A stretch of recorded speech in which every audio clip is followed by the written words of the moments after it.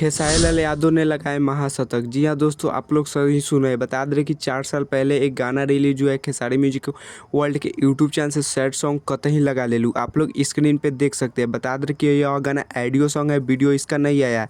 बता दें कि दोस्तों आप लोग स्क्रीन पे देख सकते हैं, ट्रेंडिंग स्टार खेसारी लाल यादव जी का इस गाने पे 100 मिलियन प्लस व्यू जा चुका है। बता दें कि यह दोस्तों बहुत ही खुशी का बात है। बता दें कि 100 मिलियन प्लस व्यू जा चुका है। ऑडियो सॉन्ग है, बट वीडियो आता है तो आप लोग समझ सकते हैं कितना मस्त और ब्लास्ट हुआ सॉन्ग आता है और कितना व्यू जाता है। बता दें कि दोस्तों लगता है कि इस ऑडियो सॉन्ग का वीडियो लाना चाहिए ट्रेंडिंग स्टार खेसारी लाल यादव जी का। तो यही बड़ा अपडेट था ट्रेंडिंग स्टार खेसारी लाल यादव जी के लिए।